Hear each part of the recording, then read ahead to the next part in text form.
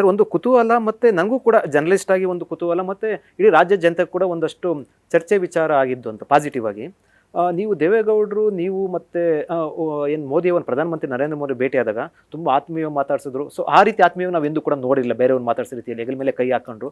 ಆ ಸಂದರ್ಭ ಅಂದರೆ ಬಹುಶಃ ನೀವು ಎಲ್ಲೂ ಕೂಡ ಹೇಳಿರಲಿಲ್ಲ. ಎಷ್ಟೊತ್ತು ಮಾತುಕತೆ ಆಯಿತು ಅಥವಾ ಒಂದು ಇಂಟ್ರೆಸ್ಟಿಂಗ್ ಇರುವಂಥದ್ದು, ಯಾಕಂದರೆ ಸ್ವಂತ ತಂದೆಯವ್ರ ರೀತಿಯಲ್ಲಿ ಕೂಡ ಪ್ರಧಾನಮಂತ್ರಿ ನರೇಂದ್ರ ಮೋದಿಯವರು ಫೀಲ್ ಮಾಡಿಕೊಂಡು ಮಾತಾಡ್ಸಿರುವಂಥದ್ದು. ನೋಡಿ, ಮೊನ್ನೆ ನಾನು ನಮ್ಮ ತಂದೆಯವರು ಮತ್ತು ನಮ್ಮ ಪಕ್ಷದ ಕೆಲವು ಮುಖಂಡರನ್ನ ಹೋದಂಥ ಸಂದರ್ಭದಲ್ಲಿ ನರೇಂದ್ರ ಮೋದಿಯವರು ಸನ್ಮಾನ್ಯ ದೇವೇಗೌಡರನ್ನ ಯಾವ ರೀತಿಯಲ್ಲಿ ರಿಸೀವ್ ಮಾಡಿ ಅವರ ಒಂದು ಪ್ರೀತಿ ವಿಶ್ವಾಸ ವಾತ್ಸಲ್ಯ ಅನ್ನೋದು ಏನಿದೆ ಬಾಂಧವ್ಯ ಅಂತಕ್ಕಂಥದ್ದನ್ನು ದೇಶದ ಜನತೆಗೆ ಆ ಒಂದು ಫೋಟೋದಲ್ಲಿ ಇವತ್ತು ನಾವು ಕಂಡಿದ್ದೇವೆ. ದೇಶದ ಜನತೆ ಮೊದಲಿಂದಲೂ ದೇವೇಗೌಡರ ಬಗ್ಗೆ ಅವ್ರಿಗೊಂದು ವಿಶೇಷವಾದ ರೀತಿಯಲ್ಲಿ ಅಭಿಮಾನ ಇದೆ, ಗೌರವ. ದೇವೇಗೌಡರು 10 ತಿಂಗಳು ಪ್ರಧಾನಮಂತ್ರಿ ಇದ್ದಾಗ ಈ ನಾಡಿಗೆ ಕೊಟ್ಟಂಥ ಕೊಡುಗೆ, ದೇಶಕ್ಕೆ ಯಾವೊಂದು ಆನೆಸ್ಟಿಂದ ಕೆಲಸ ಮಾಡಿದ್ರು ಅವ್ರದ್ದು ಸಂಪೂರ್ಣ ಮಾಹಿತಿ ಇದೆ. ಅವ್ರು ಬಹುಶಃ ಬೇರೆ ಇನ್ಯಾವುದೇ ರಾಜಕಾರಣಿಗಳಿಗೆ ಆ ಮಟ್ಟದ ಗೌರವ ಕೊಟ್ಟಿರ್ತಕ್ಕಂಥದ್ದು ಸಾರ್ವಜನಿಕವಾಗಿ ನಾವು ನೋಡಿಲ್ಲ. ಆದರೆ ಅವ್ರ ಬಗ್ಗೆ ವಿಶೇಷವಾದಂಥ ಗೌರವ ಏನು ಇಟ್ಕೊಂಡಿದ್ದಾರೆ. ಅದಷ್ಟೇ ಅಲ್ಲ, ನಾನು 14 ತಿಂಗಳು ಕಾಂಗ್ರೆಸ್ ಜೊತೆ ಮುಖ್ಯಮಂತ್ರಿ ಇದ್ದಾಗ 8 ಬಾರಿ ಭೇಟಿ ಮಾಡಿದ್ದೇನೆ.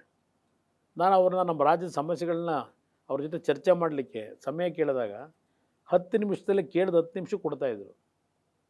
ಆ ರೀತಿ ಟ್ರೀಟ್ ಮಾಡಿದ್ದಾರೆ. ಈಗಿನ ಸರ್ಕಾರ ದಿನ ಬಾಯಿ ಬಿಡ್ಕೊತಾರೆ.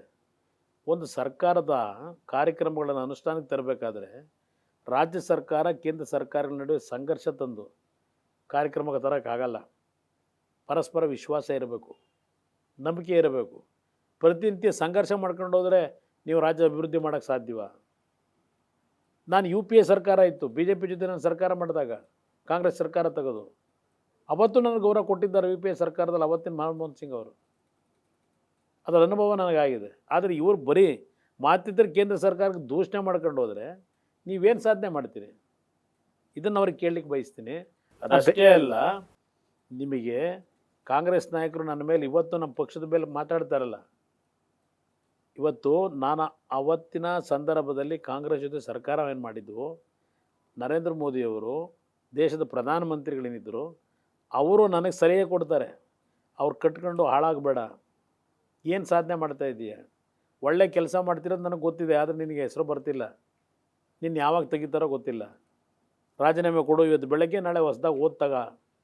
ಯಾರಾದರೂ ಆ ಮಟ್ಟಕ್ಕೆ ಕೂರಿಸ್ಕೊಂಡು ಸಲಹೆ ಕೊಡ್ತಕ್ಕಂಥದ್ದು ಉಪದೇಶ. ಒಬ್ಬ ತಂದೆ ಒಬ್ಬ ಮಗನಿಗೆ ಯಾವ ರೀತಿ ಸಲಹೆ ಕೊಡಬೇಕು ಆ ರೀತಿ ಸಲಹೆ ಕೊಟ್ಟಂಥವ್ರು ಪ್ರಧಾನಮಂತ್ರಿಗಳು. ಸಲಹೆ ಸ್ವೀಕರಿಸಲಿಲ್ಲ. ಏನು ಮಾಡ್ತೀರಿ? ದೇವೇಗೌಡರದು ಒಂದು ಪಾಲಿಸಿ. ಅವತ್ತೊಂದು 25-26 ಪಕ್ಷಗಳು ಬಂದಿಲ್ಲಿ ನಾವು ಓದ್ತಾಡ್ತಕ್ಕಂಥದ್ದಕ್ಕೆ ಬಂದಿದ್ದರು, ಪಾರ್ಟಿಸಿಪೇಟ್ ಮಾಡಿದರು. ಎಲ್ಲೋ ಒಂದು ಕಡೆ ಕುಮಾರಸ್ವಾಮಿ ಅಧಿಕಾರಕ್ಕೋಸ್ಕರವಾಗಿ ನೋಡಪ್ಪ ಎಲ್ಲರಿಗೂ ಕೈ ಕಟ್ಟುವುದ ಅಂತೇಳಿ ಒಂದು ದೋಷ ನನ್ನ ಮೇಲೆ ಬರಬಾರ್ದು ಅಂತೇಳಿ ಇವರು ನಂಬಿ ಹೇಳ್ತಾರಲ್ಲ. ಅದೆಂಥದ್ದು ಈಗ ಶಿವಕುಮಾರ್ ಅವರು ನುಂಗ ಕತೆ ಹೇಳಿದ್ರಲ್ಲ, ಆ ನುಂಗ ಕತೆ ಅವ್ರು ಮಾಡಿದ್ದು ಅದಕ್ಕಿಂತಲೂ ಬೇಕಾ ಉದಾಹರಣೆ? JDSನ ಮುಗಿಸೇ ಬಿಡ್ತೀವಿ ಅಂತ ಹೋಗಿ ಇವತ್ತು ನಮ್ಮನ್ನು ಮುಗಿಸೋಕೆ ಹೊರಟಿದ್ರಲ್ಲ. ಈ ಒಂದು ಹೊಸ ಒಂದು ಒಂದು ನಮ್ಮ ಮೈತ್ರಿಯ ಮುಖಾಂತರ ಈ ನಮ್ಮನ್ನು ನುಂಗ್ಲಿಕ್ಕೆ ಹೊರಟಿದ್ರಲ್ಲ, ಆ ನುಂಗ್ಲಿಕ್ಕೆ ಹೊರಡೋದಕ್ಕೆ ಇವತ್ತು ಸ್ಟಾಪ್ ಮಾಡಿದ್ದೇವೆ. ಓಕೆ.